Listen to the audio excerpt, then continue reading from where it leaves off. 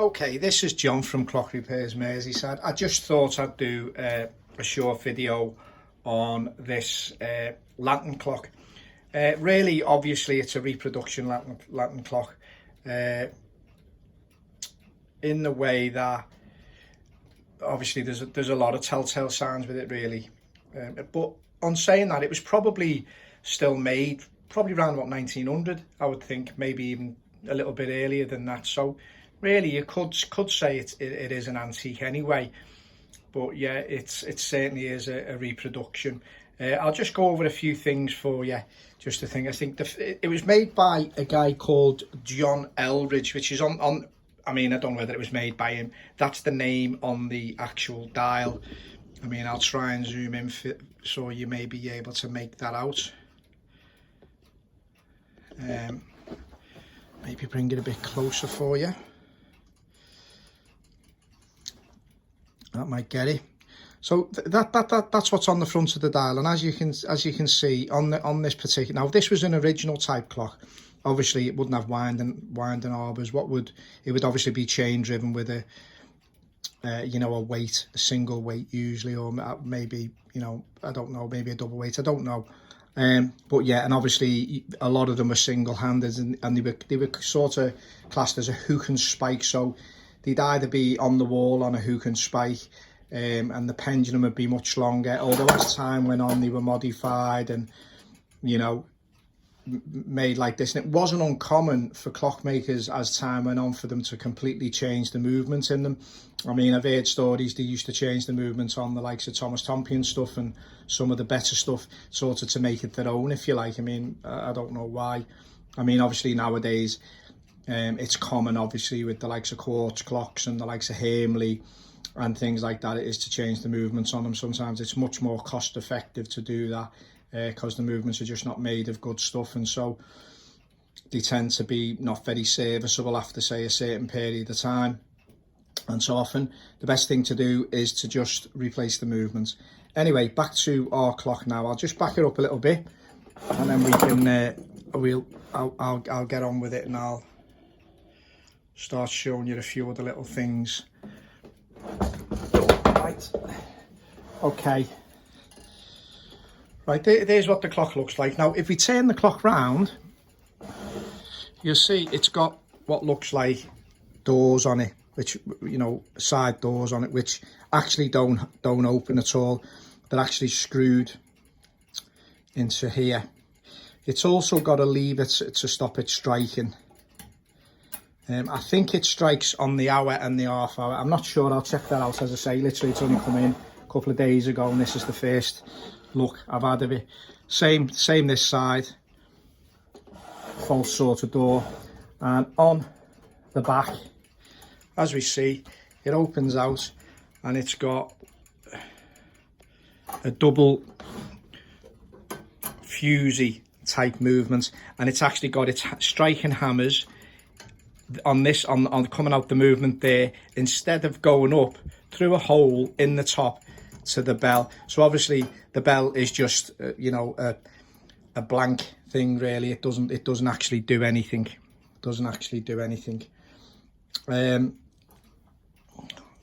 Right, also what you would find if this was more original, you'd find there'd be a couple of holes at the bottom of the clock, which on this particular clock, as you can see, there isn't. There's nothing there. There's no holes there. Move my hand out the way. There's no holes there. Just two screws to screw the movement in. Okay, also, if you notice on the back, you've got a hole here. Now, obviously, it's missing now, but there would have been two bells, or there would have been a sort of a post, if you like, with a couple of bells on, obviously, and I'll have a sort of a ting-tang movement, if you like, bing bong, that type of thing. So yeah, that's the clock itself. It's on a nice base. This brass piece you can see down here, let's move it back. This brass piece, this brass screw, nailed sort of type screw with a thread on it. Now, inside the clock movement, where you can see my hand just below the hammers there, you've got your pendulum, and it's got obviously a groove in it. Now that groove, obviously part of it's obviously where that, you know, for the back cock to, you know, slot into, and also there usually would have been a hole just below that, and it would have screwed in, and that was for carrying it round, if you like. Now obviously the pendulum is most definitely not the one that was with the clock. It's obviously something that's been they've got hold of at some point, but you know, that's, again, it's not uncommon. You've got to understand that these clocks have been around, you know, a long time, and so obviously things are going to be sort of missing with them. So I'll just bring it back again so we can have another look. Okay, right, so looking at where it is, I mean, my thing now is we're just going to pop off this top part here, and it's just sort of pinned into, you know, where it is, and that's just going to pop off, and we'll put that aside there. Now if we look at the top of the clock, quite difficult this with, you know, on camera and that. If you look at the top of the clock, you've got some screws. Now obviously, now another sign is obviously it's not a clock made sort of even late 18th century. It's not even that type of thing. It's you know, because obviously you wouldn't have screws like that, would you? They'd probably be more like, you know, a square type screw. They've sort of filed them square and then put a groove in them, and that was what a lot of screws at that time were like. They'd obviously maybe look like the machined, obviously. Just going to find a substantial screwdriver to take. Now obviously these smaller screws here are obviously holding these two side panels on, so we'd be popping them off. Now I'm just going to make this video just to show you the clock itself, and then I'm going to go into more detail in another video, so video 2, where I'm going to actually take the movement out and I'm going to show you the movement in more detail. It'll be a you know, a double Fusee type movement. I mean, this is, you're seeing this the same time as me now. I've not seen it before. It looks to me like it's been serviced, and the information I have from the lady is that it has been serviced. I mean, it's been in the family a while, but it's been serviced, as you know, a dad used to get it serviced. So it's one of them clocks again that's of great sentimental value to people. So, you know, we're going to have to go from there. But yeah, I'm just trying to pop these screws out. I'm trying my best not to make any marks on anything really. Keep everything as is. I mean, always do your very best with that. Take your time. Right, side panels just pop out. So they slot in at the bottom and pop out at the top with 2 screws. Now what I normally do, I'll just put them screws back in them holes like that. So, you know, they'll stay in them holes. Actually, they've actually got no thread on them, so that's not going to happen, is it? Again, this side door seems to be a bit stiffer on this. There you go. So that's out. Right, so as you can see, it's a double Fusee movement, and it's still got its chains on it, and that's good, that's nice. And to be fair, it looks in really good shape, to be honest with you. I'm not overly concerned. It looks like in its time it's been, you know, it's been cared for. You know, it hasn't got any real major issues, I wouldn't think, just looking at it now. Obviously we've got to take the dial off and have a look. Just wondering now that dial pops off. It looks like it's pinned at the top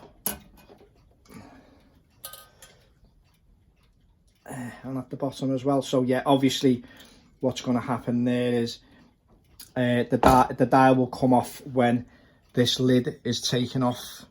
So hopefully I'm gonna, you know, it's gonna come off with them.